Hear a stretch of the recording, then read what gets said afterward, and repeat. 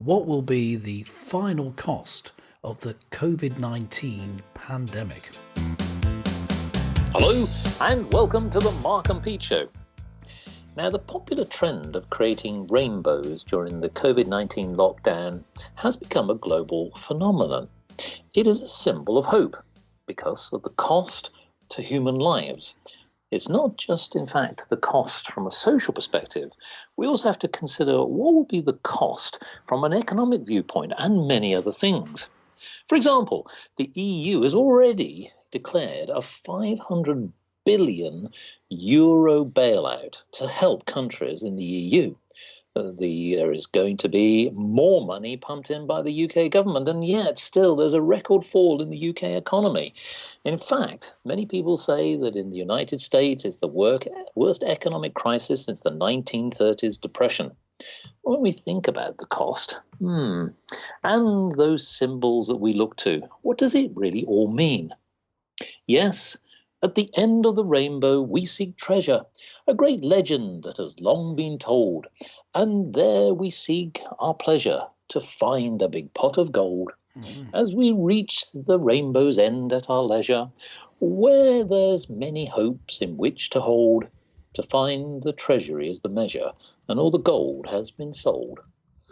Yes, Clergyman Pete, it's certainly costly, this particular coronavirus, but it's not just about money, is it? It's about the social impact. What's your view on what will be the final impact to the whole world? Well, businessman Mark, I see the reaction of countries across the world as having a devastating effect. Now, of course, the countries' leaders making the decision to close down the economies of countries, which seem to be the most common response of countries suffering from this terrible disease, they've taken that into account, the fact that it's going to have a huge effect on the economy.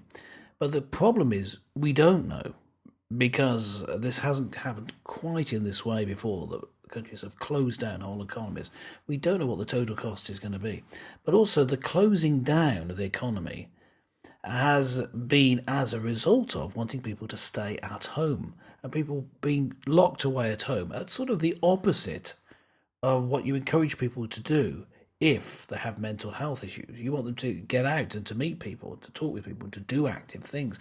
It's the opposite of what you want to do when you've got sort of abuse or domestic violence happening at home.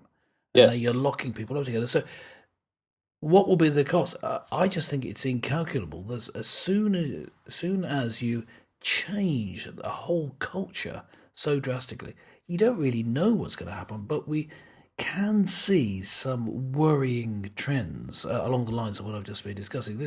The final cost, it's going to be massive. That's the Yeah. first thing we can say. Well, let's take it from a social perspective, the cost. Now, let's Yeah. take the now and what that means for people in the future. So, I'm going to start with the thing I referenced, which is about this little trend about drawing rainbows. Many people will look out and across their neighborhood and see people who have drawn sort of colourful rainbows. Now, this was a trend that was started by a mum, Crystal Stanley of Ipswich in England, and it became a social phenomenon. It's been adopted as a symbol of hope. Now, what I would be looking for, and maybe Clergyman Pete, you can help me here from a spiritual sense, that there's a sense of neighbourly help. The idea that you can look after your neighbour. Many people have been putting drawings on the floor and just sort of getting people to remind themselves that when they're out and about, to just actually think very carefully what that means. Now, here's the point about, the future. Is it possible for once, folks, that actually we do care about one another a little bit more? So this idea of the symbol of the rainbow, which I know has been adopted by many, many initiatives, but certainly has certainly been used in this particular sense during the lockdown, it is quite an interesting phenomenon where people are, on the one hand, are starting to stay at home, hopefully, wherever you are in the world, folks. You're all listening, glued to the Mark and Pete shows. Because the thing is of the symbol here, I would be hoping in the future that the cost of actually staying home is also a cost to sort of think about what matters. Yes. So, and I bring that back, and I know we're going to talk about something more tangible and physical and economical in a minute, but I want to talk about the social side, because it certainly seems to be resonating with people that this is now real. This is now something that has changed the way we live and work, how we think about our families, and also keeping our distance to help protect them. So I just want to come on to that, your view there about the symbol of the rainbow, and what does it Yes. mean about how we might in the future think about how we care for one another. Well, Mrs. Mark, for a moment I thought you were saying that one of the negative aspects that people ended up listening to Mark and Pete more. I'm sure that isn't what you meant, but Yes, certainly, the mental health we'll come on to in a yeah, minute. Yes. certainly people are listening more as they got more time being at home. But that side of the rainbow is. I'm glad you picked on that one, because that's interesting. I see that around here, and see little rainbows drawn by children put in the window. And the rainbow has an interesting history. It's been, as you say, used by various groups to promote their message. But originally, I guess the original symbolism of the rainbow was of God saying, "See this rainbow. This means that I will save you, or I won't destroy you. You will not be ultimately destroyed." So, in this time of a pandemic, that is something that you need to hear, isn't it? That in the end, this too shall pass. In the end, we will get through this. But there is an interesting aspect of the response to it. Yes, there are those people who are being selfish, and those people who are bucking the system. But in general, I've seen, and lots of other commentators have noted, that that people are caring for each other. They're looking out for each other in a strange way by being socially distant, but Yeah. keeping an eye out for people who aren't getting enough to eat because they're isolating at home. And this care for each other is an interesting aspect of what's happened with this terrible disease, putting us in lockdown. It's seen the churches being closed, but that meaning we need to keep in touch more with our congregations, and the Christians with each other for church need to get more in touch by phone, and more often actually on social media, so that they know that each other are okay, because they don't see each other in church. So, and also it's meant an increase in sort of online services, which are more accessible to people who don't go to the church. So there is a possibility of a Christian revival coming out of this situation.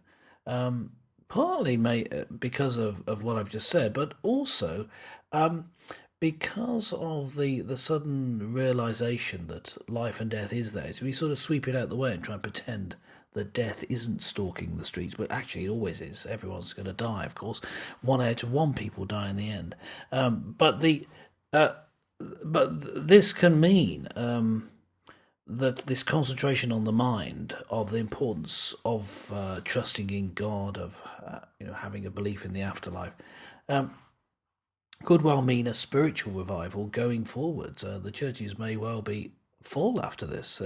It's this sort of crisis, as predicted on this show by none less a luminary than Mark Pesey, of Mark and Pete fame, who said, in order to turn around the religious, spiritual, and cultural problems in this country, we need a big crisis like a war or an epidemic, and such has turned out to be the case.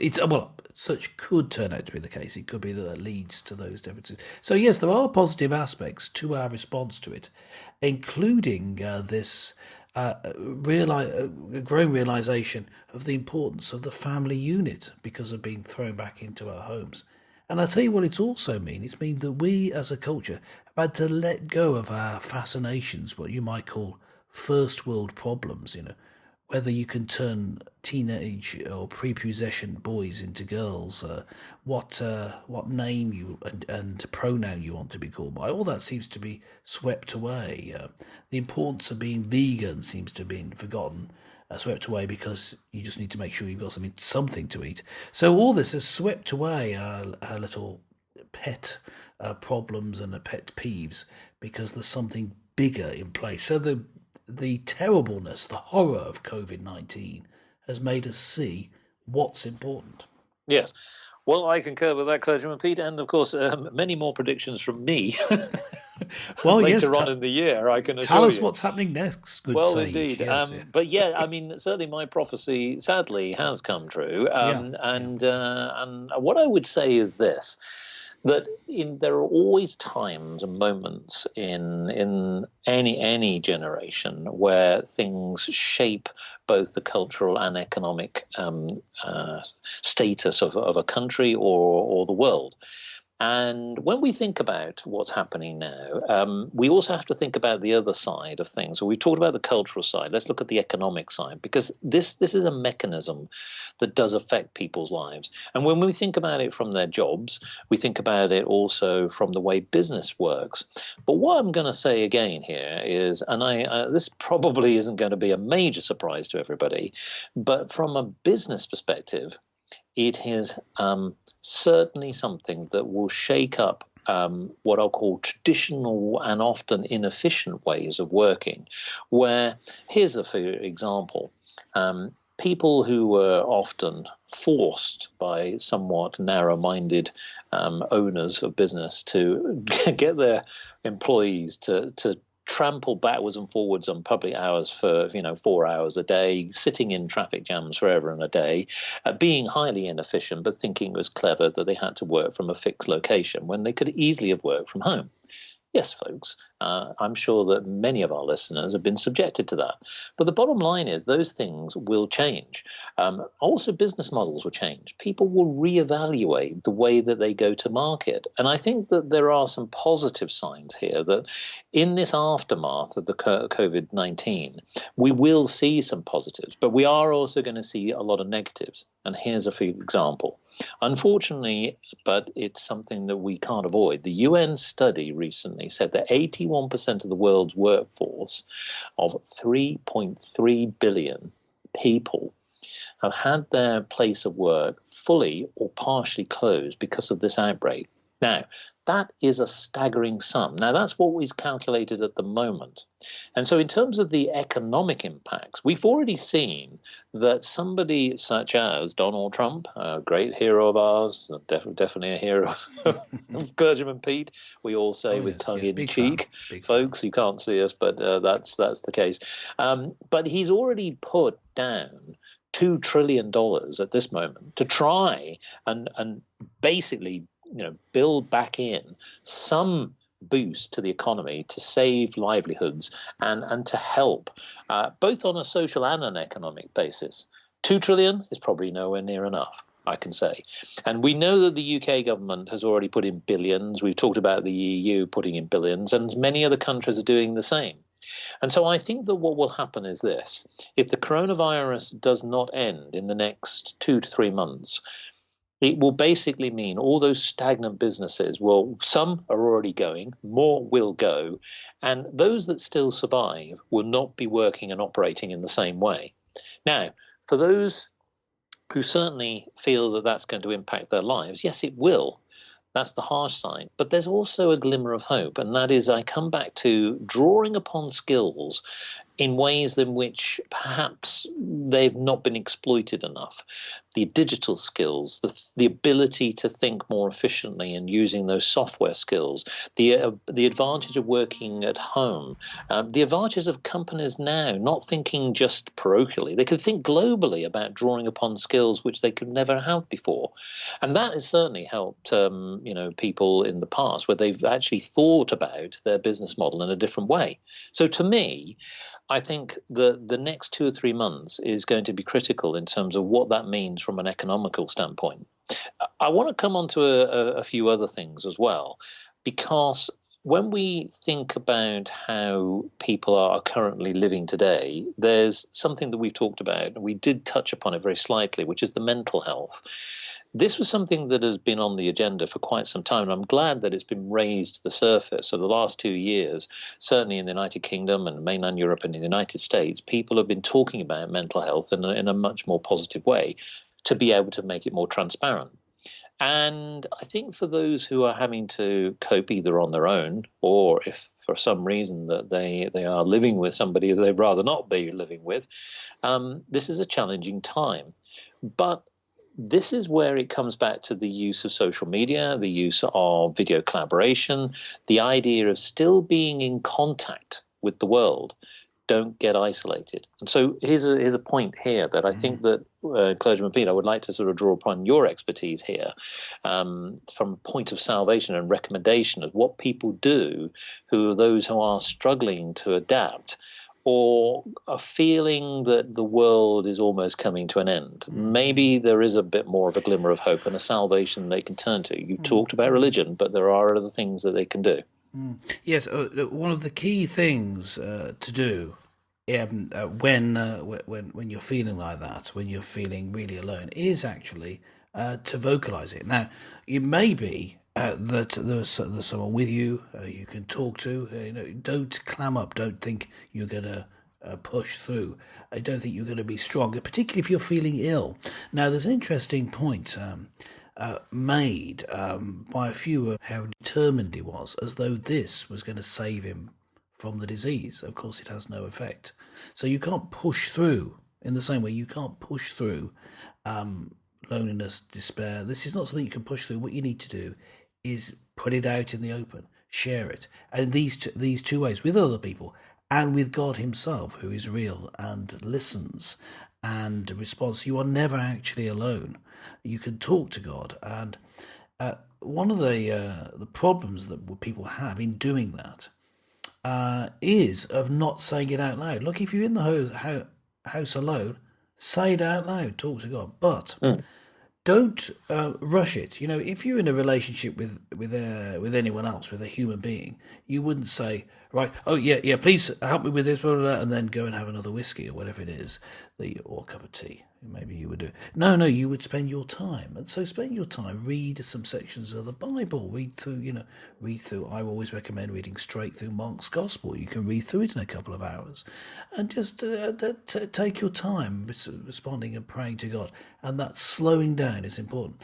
And the third thing I wanted to say was about the slowing down thing is if you slow down, take time to reflect, you can actually see things in perspective. The slowing down, not simply having things whirling through your brain, can help you to relax.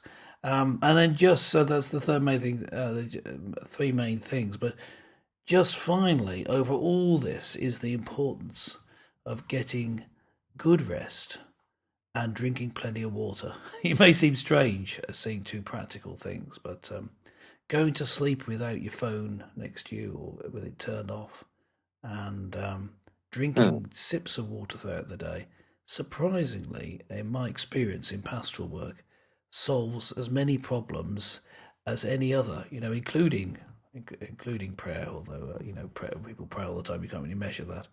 But, it's surprising how a simple physical thing like that can really make a difference. So, Yes.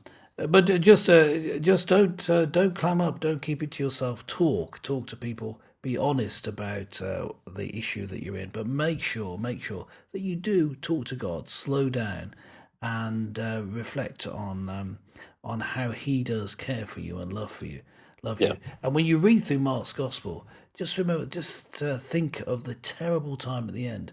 Jesus dies at the end of that, but he comes back, and if he has power over that, if he can turn around death into life, he can turn around anything in your life. Well, that's a really good point. I do want to bring out one final point, and this is around the cost. It's something we should bring up. It is a negative point, but hopefully we can turn it into a positive. Many people are working from home. Many people have never really worked from home before. And this comes back to perhaps some of the challenges of the world that we live in. Cybercrime is growing. Many people are being exploited. It doesn't matter who you are. it's very easy. And we'll certainly get Clergyman Pete to sort of comment on why people feel that this most unfortunate time, certainly in social history, is a time when people feel to expect your credentials stolen, or even worse, your computer full of malware and viruses. And the other thing as well is that when you think about it from a business perspective, if your employer has allowed you to obviously work from home, which is part of the scheme at the moment for most workers who can do that, think about the type of devices that you're putting on your network. Have you got a rogue device? Don't do it. Just simply get advice from your IT experts. So the other side to this is, Clergyman Pete, I just want to get your sense as we sort of come to the end of this show. What do you have to say to those? Sure. We know that cyber criminals have been flourishing over the last 10, 20 years or more. This seems to be an extraordinary sign of a human mind who seems to take this as an advantage to exploit. Now, that could be to disrupt. It could be to extract money. It could just be to ruin someone's lives. It could be water for many different reasons. What's your advice to those individuals who are doing it? Well, I think one of the main points. So let's take it from the point of view of people who are using more of the internet than they used to, or online in different ways than they used to. You have to treat online companies the same as you would treat a real life company. You don't give out your public, you don't give your private information in public to people who you have no reason to trust. But to people who take advantage of this situation, I mean, there's nothing I can say that would stop people of such low moral standing to stop them doing it. I mean, I don't know what I can say to them. I mean, to say that they're deplorable or despicable for taking advantage of a situation like this is not going to affect them. I mean, I would remind people that during the Second World War, when we were under a big times of crisis, there were people who took advantage of it, selling things on the black market. So it has always been thus. But the final point that I would say to them is, well, you're probably going to get found out. Well, you've been told. Well, look, what will be the final cost of COVID-19 pandemic? Well, we will certainly have to wait and see. It's still unfolding. But certainly stay at home, stay safe, stay indoors wherever you can, and certainly think about those symbols of hope, the rainbows, positivity, hope, and togetherness. Well, join us next time for more colourful conversations with Clergyman Pete and Businessman Mark.